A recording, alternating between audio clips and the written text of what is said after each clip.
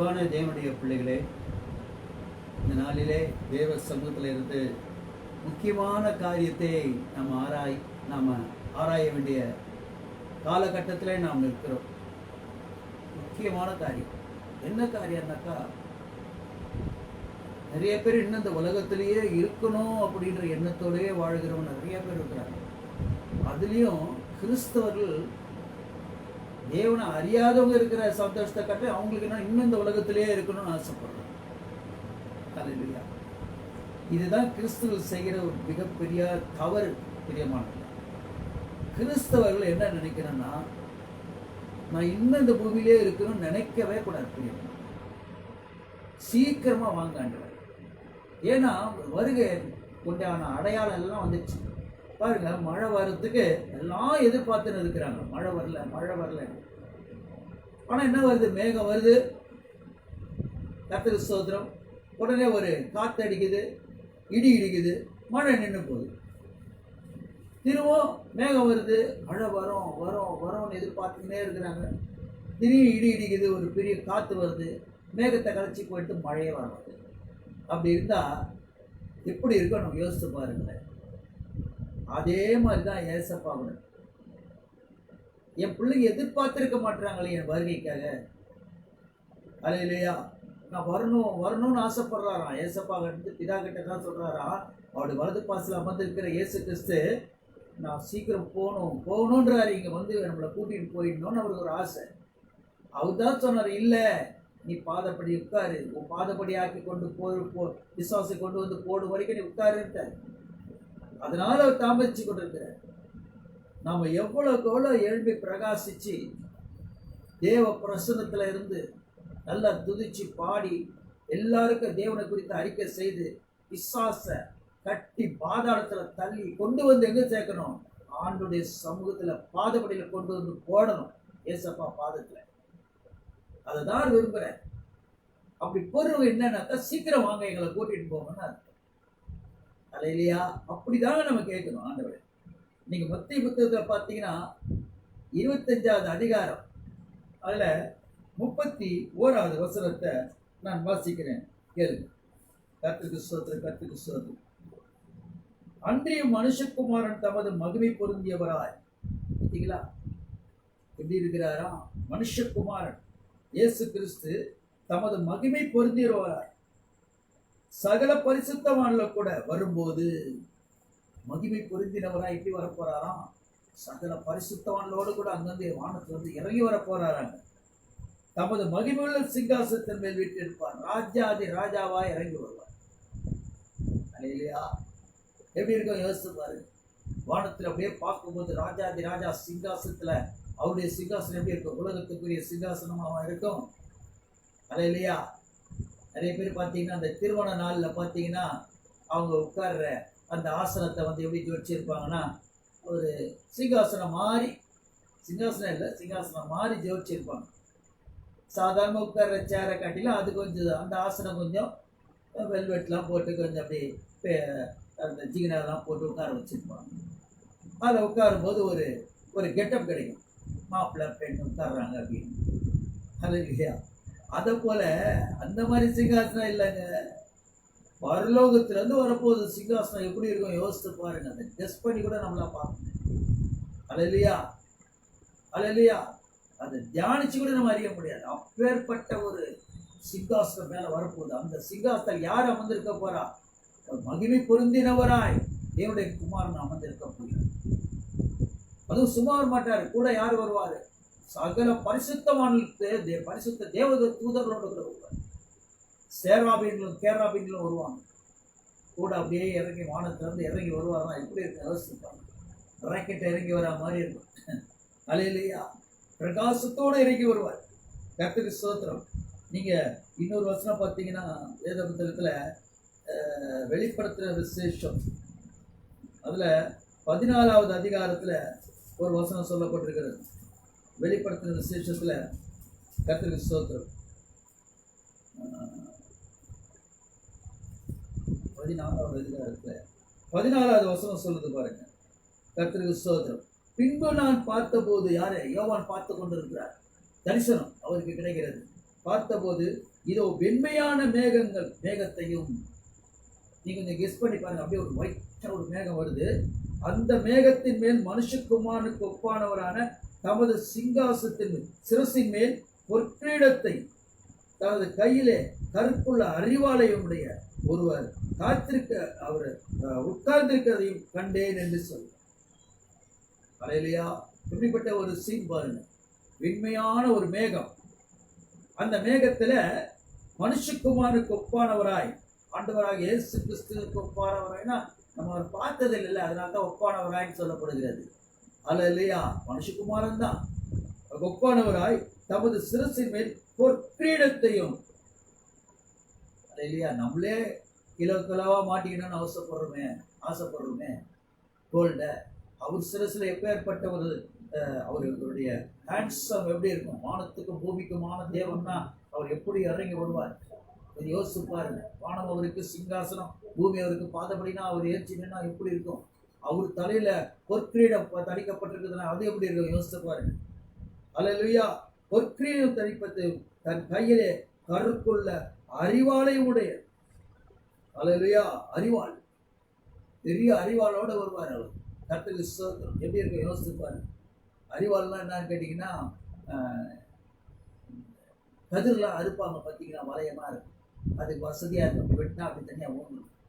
இந்த மாதிரி ஆண்டவர் இது பரிசுத்தவான்களுக்கு சகல பரிசுத்தவான்களையும் கூட்டிட்டு போகிறதுக்கு அறிவாளை கொண்டு வருவார். அப்படின்னா அறுத்து கொண்டு வர சொல்லுவார் தேவ தூதரில் போய், நம்மளெல்லாம் அல்லேலூயா விளைஞ்சு கிடக்கிற எல்லா ஆத்மாவும் அறுத்து கொண்டு வா, எனக்கு ஆயத்தமாக இருக்கிற, என்னை எதிர்பார்த்து கொண்டு இருக்கிற அல்லேலூயா ஆத்துமாக்கள் எல்லாம் அறிந்து கொண்டு வான்னு சொல்றதுக்கு பெரிய அறிவாளை கொண்டு வருவார் அவர். கர்த்தருக்கு ஸ்தோத்திரம். அறிவாளையுடையமாய் அவர் உட்கார்ந்திருக்கிறதையும் கண்டே வரப்போகிறாரு. ஆண்டவராக இயேசு கிறிஸ்து இந்த பூமிக்கு என்ன செய்யப்படுறாரு, எல்லா கண்களும் காணதான் போகிறது. இதெல்லாம் நம்ம இப்ப சொன்னா யாருக்கும் விளங்காது. கிறிஸ்தவர்கள் ஏதோ வளரி கொண்டு இருக்கிறார்கள் என்றுதான் சொல்லுவார்கள்.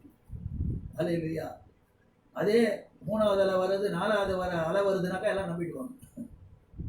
ஒரு மனுஷன் சாதாரண ஒரு மனுஷன் சொல்றாங்க 3வது அலை வரப்போது 4வது அலை வரப்போது, அதை பயந்து போய் எப்படி இப்ப நடுங்கி இருப்பாங்க. ஏசப்பா வரப்போறாருப்பா, ஆயத்தமா கூட்டிட்டு போய் வரப்போறாரு, யாரும் பயப்படுறதுல அதை பத்தி. கர்த்தருக்கு ஸ்தோத்திரம். வரப்போறாரு. நீங்க 3வது 4வது அலையை பத்தி எல்லாம் பயப்படுறீங்க. நீங்க தான் இருக்க மாட்டீங்களே அந்த பூமியில, உங்களை ஆண்டு தூக்கி போயிடுவாரு. அல்லேலூயா. தப்பிச்சுன்னு போறத பாருங்க. இன்னைக்கு அதான் நான் சொல்றது கிறிஸ்தவர்கள். அல்லேலூயா. இங்கே இருக்கணும், நான் இன்னும் இருக்கணும். இருக்கிறதா இல்லாததுன்னா அவர்கிட்ட தான் இருக்குது. நானே வழி, நானே சத்தியம், நானே ஜீவன், நான் முடிச்சு வச்சுட்டேன்னா உன் கதையை, அதுக்கப்புறம் உன்னை யாரும் காப்பாற்ற முடியாது. ஆனால் நீ மனுஷனை நம்பாத, பிரபுக்களை நம்பாத, என்ன நோக்கிப்பார். ஆபத்துனா என்னை நோக்கி எசப்பா எனக்கு ஜீவனை தாங்க முடியாது. எசைக்கா அழுதான் இல்ல, சுவர் பக்கமா தெரிந்து கொண்டு தான் பாவம் செய்தபடினால் அவன் ஆண்டவர் அண்ணாந்து கூட பார்க்கலையே. சுவர் பக்கமா தெரிந்து கொண்டு எனக்கு ஆயுச கொடுங்க ஆண்டவரே கேட்டான, கொடுத்தாரா கொடுக்கலையா? 15 வருஷம் கூட்டி கொடுத்தாரு பிரியமானவர்களே, நமக்கே கூட்டி கொடுக்க மாட்டார். ஆனா அதே நேரத்துல ஒரு வார்த்தை சொல்லுங்க, சீக்கிரமா வாங்க ஆண்டவரே, எனக்கு ஆயுச கொடுங்க, நல்ல சுகத்தை கொடுங்க, நான் சுகமா இருக்கிறேன். ஆனா அதே நேரத்துல என்ன பண்ணுங்க, நீங்க சீக்கிரமா வாங்க ஆண்டவரே கூப்பிடுங்க. அல்லேலூயா. அதே மாதிரி தான் கர்த்தர் மிகவும் பிரியப்படுகிறார் பிரியமான. அந்த 24ல 27வது வருஷத்தை வாசிக்கிறோம் பாருங்க. இது 10:24 ஒரு வருஷம் இருக்குது. அது 27வது வருஷம். கர்த்தருக்கு ஸ்தோத்திரம். மின்னல் கிழக்கிலிருந்து தோன்றி மேற்கு வரைக்கும் பிரகாசிக்கிறது போல மனுஷகுமாரன் வருகை இருக்கும். என்ன மாதிரி பவர் லைட்ல வருவாரு கொஞ்சம் யோசிச்சு பாருங்க. சாதாரண ஒரு மின்னலையே கண்ணால பார்க்கறத கண்டு போயிடுவாங்க. அது ஒன்றும் அவ்வளோ பெருசா அது ஒன்றும் இல்லை. அப்படியே கிளிக்கிங் வரும். நம்ம இங்கே பார்த்தா அடுத்த பக்கத்தில் யாருக்கும் தெரியாது. அல்லேலூயா. கர்த்தருக்கு ஸ்தோத்திரம். கொஞ்சம் தூரத்தில் இருக்கிற பட்டணத்தில் அந்த மின்னல் வந்து எங்கே தெரியாது, பக்கத்தில் இருக்கிறவங்களுக்கு கூட தெரியாது, மின்னல் மெத்தியில் தெரியாது. ஆனா இங்க அப்படி இல்லைங்க, மின்னல் கிழக்கிலிருந்து தோன்றி மேற்கு வரைக்கும் பிரகாசிக்க. அதை ஒரு உதாரணத்துக்கு சொல்றேன். அதை போல மனுஷகுமாரனுடைய வருகை இருக்கும்னா அந்த மின்னல் எப்படி இருக்குன்னு சொல்றாரு. என்ன பிரைட்னஸ் வரும், எல்லாரும் பார்ப்பாங்க மேல வானத்துல. நல்ல சொல்றீங்களா? அல்லேலூயா. நான் நினைக்கிறேன், என்னுடைய கற்பனை, அது பைபிள்ல சொல்ல, எந்த நாழிகையில வருவாரு தெரியாது. அவர் திருடன் வருகிற வருமா, இரவுல வருவாரா, பகல்ல வருவாரா, இல்ல மாலையில வருவாரா, மதியத்துல வருவாரா தெரியாது. நான் நினைக்கிறேன் இரவுல ஒரு வேளை வருவாரா என்னன்னு. ஏன்னா அவர் மின்னல போல பிரகாசம் அப்படியே பிரைட்டா இருக்கும். பகல் எல்லாம் மின்னுனா நமக்கு அவ்வளவு தெரியாதுல்ல. இப்போ 12 மணி சூரிய வெளிச்சத்துல அது கொஞ்சம் மழை வந்தா கூட சரி, மேகமானா கூட அந்த மின்னல் அவ்வளவு பிரைட்டா இருக்காது. நைட்ல மின்னா எப்படி இருக்கும், அது மாதிரி வருவார் நினைக்கிறேன். அது இல்லையா? கர்த்தருக்கு ஸ்தோத்திரம். அது போல அவருடைய வருகை இருக்கும் என்று வேதம் சொல்கிறது பிரியமாக. அல்லேலூயா. ஸ்தோத்திரம் ஸ்தோத்திரம். எண்ணில் அடங்காத கர்த்தருக்கு எண்ணில் அடங்காத அந்த வசனம் என்ன சொல்றதுன்னா, தேவ தூதர் எப்படி வருவாங்களாம், அப்படிப்பட்ட தேவ தூதரோடு கூட வருவார். எண்ணிக்க முடியாது, எண்ண முடியாது. கொடான கோடி தேவ தூதர்கள் மேலிருந்து இறங்கி வருவாங்க. அப்படியே வானமே தெரியாதுன்னு நினைக்கிறேன். எல்லாம் தேவ தூதர்களாக தான் இருப்பாங்க நினைக்கிறேன். அந்த பிரைட்னஸ்ல இவர் உட்கார்ந்து வருவார் சிங்காசனத்தில். அப்படியே ராஜா உட்கார்ந்து இருப்பாரு. அப்படி எப்படி இருக்கும் யோசித்து இருப்பாரு. எல்லாம் உலகமே கண்டு ஆச்சரியப்படும். புலம்புவாங்கன்னு கூட ஒரு வசனம் சொல்லுவாங்க. தேவனை அறியாத, ஐயோ இப்படியா, இந்த இயேசுப்பாவை எல்லாம் சொல்லி வந்தாங்க, அவங்கள போய் நம்ம என்ன சொன்னோம், அல்லேலூயா, போய் சொல்றாங்கன்னு சொன்னோமே. இன்னைக்கு அந்த இயேசு வருகிறாரே, நான் எடுத்துக்கொள்ளப்படுவேன்னு பண்ண மாட்டேன்னு அவன் அழுவாங்களாம், புலம்புவாங்களாம். துக்க வீட்டில் புலம்புறது போல துக்கம். நாமெல்லாம் கொடுத்து வைக்கப்பட்ட ஜனங்களா இருக்கும் தெரியுமா? அல்லேலூயா. ஸ்தோத்திரம் ஸ்தோத்திரம். வேத புத்தகத்துல நீங்க பாத்தீங்கன்னா 31வது வசனம் சொல்லுது பாருங்க. வலிமையாய் தோன்றும் எக்கால சத்தத்தோட, ஒரு பெரிய ஒரு சத்தம், எக்கால சத்தம். அது இடி இடிக்கிற மாதிரிலாம் இருக்காது, டமால் டிமின்லாம் இருக்காது. எக்காலம்னா எப்படி இருக்கும், பப்பான்னு வரும். அல்லேலூயா. எக்காலம் ஊதுவாங்க பார்த்தீங்களா, ட்ரம்பட்டு, அந்த மாதிரி. அல்லேலூயா. வலுவாய் தொனிக்கும் எக்கால சத்தத்தோடு அவர் தமது தூதர்களை அனுப்புவார். அவரால் தெரிந்து கொள்ளப்பட்டவர்களை வானத்தின் ஒரு முனை முதல் கொண்டு மறுமுனை வரைக்கும் 4 திசையிலிருந்து கூட்டி சேர்ப்பார். அதான் அறிவால கொண்டு வர. அல்லேலூயா. கொண்டு வந்து எல்லாம் எங்க திசையில எங்கெல்லாம் எதிர்பார்த்து, இயேசுப்பா நீ வருவீரே, எப்படி சிமியோன் எதிர்பார்த்து கொண்டிருக்கிறான் ஆண்டவருடைய முதல் வருகைக்காக, அவருடைய பிறப்புக்காக. அவருடைய கரங்களை ஏந்தி கொண்டு தீர்க்க தரிசனம் உரைக்கிறான். மரியாளுடைய கரங்களில் இருந்து குழந்தையை வாங்கி அதை போல எதிர்பார்த்து கொண்டிருக்கிறவங்க எல்லாம் அவ்வளவு சந்தோஷமா கூட்டி சேர்க்கறதுக்கு தேவதூதர்கள் அனுப்பி விடுவாங்க. அல்லேலூயா. பூமி இருக்கிற எல்லா திசையில இருக்கிற மூல முடுக்குல இருக்க ஒரு சமுத்திரத்துறை மறு சமுத்திரம் வரைக்கும் இருக்கிற எல்லாரையும் கூட்டி சேர்ப்பார். அல்லேலூயா. மறுமனை மட்டும் 4 திசையிலிருந்து கூட்டி சேர்ப்பார். வடக்கு தெற்கு கிழக்கு மேற்கு.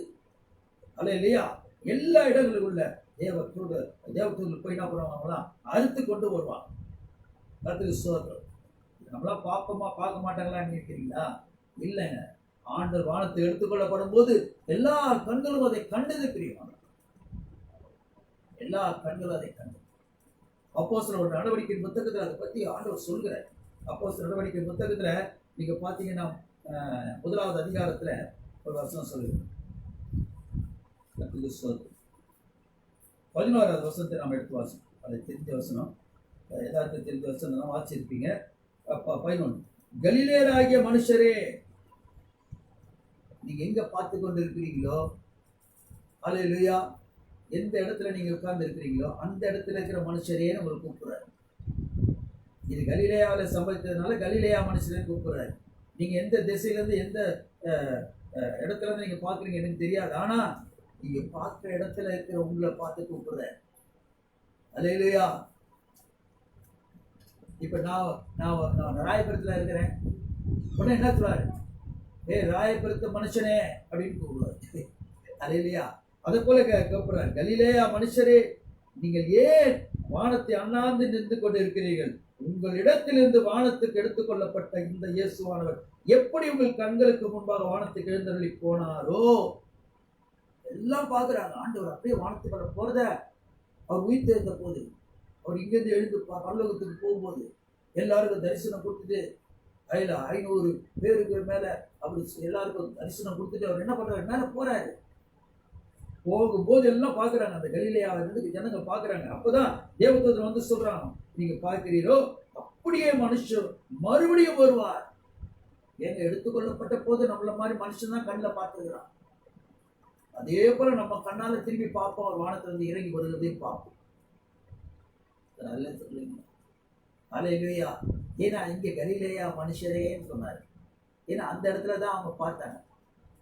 மற்ற இடத்துலலாம் பார்த்த மாதிரி சொல்லலை. பூமியில் உள்ள ஜனங்களே அப்படி சொல்லல. அப்போ அந்த அளவுக்கு டெவலப்மெண்ட் இல்லை. ஏதோ அப்படி அங்கே இருக்கிற ஜனங்க மட்டும் பார்க்குறாங்க. இப்போதான் சேட்டலைட் தான் வந்துச்சு. எங்கேயோ கிரிக்கெட் ஆடுறோம், எங்கேயோ பால் அடிக்கிறோம், கருத்து சோதரம், எங்கேயோ ஃபுட்பால் விளையாடுறோம், அந்த பால் போய் எங்கேயோ கோல் அடிக்குது. எவனோ வந்து அந்த கிரிக்கெட்டு கேட்ச் பிடிக்கிறான், அந்த கேட்ச் பிடிக்கிற கையில் வர்ற வரைக்கும் அதை பார்க்குறோமே. அல்லேலூயா. சாதாரண ஒரு கேமே அந்த அளவுக்கு டெவலப் ஆயிடுச்சு. இன்னைக்கு அந்த சின்ன பாலு கர்த்தருக்கு ஸ்தோத்திரம். அப்போ ஆண்டவர் வருகை உலகமே பார்க்கணும், முடியுமா? முடியாதாங்க? முடியும். இன்னும் இதை விட விஞ்ஞானம் இன்னும் டெவலப் ஆக போகுது. அதை குறிக்கிற நாட்களில் அதிசயம் நடக்கும். வானத்தில் அவர் ரிலே பண்ணுவார். இங்கே டிவியில் பார்ப்பாங்கன்னு சொல்லலை, உங்கள் செல்லில் பார்ப்பீங்கன்னு சொல்லலை. வானத்தில் பார்ப்பாங்கன்னா என்ன அர்த்தம்? ப்ராட்காஸ்டிங் வானத்திலேயே நடக்கும். அந்த அளவுக்கு டெவலப்பர் டிவியாக ஆகிடுவான் வானத்தை. நல்ல சொல்லுவீங்களா? அங்கே மேலே வரதை எல்லாம் பார்ப்பாங்க. வீட்டில் டிவி இருக்குதோ இல்லையோ, கரண்ட் இருக்குதோ இல்லையோ, அதை பற்றி பிரச்சனையே இல்லை. அந்த மாதிரி ஒரு அறிவை கொடுத்து ஒருத்தனை உருவாக்குவார் ஆண்டவர். அவன் வானத்திலே ரிலே பண்ணுவான் ஏசப்பா வர்றது. உலகத்தில் இருக்கிற அத்தனை ஜனங்களும் பார்க்கும், மூல முடுக்கில் இருக்கிற அத்தனை பேரை பார்ப்பாங்க. அப்படிதான் வசனம் சொல்லுது. அல்லேலூயா.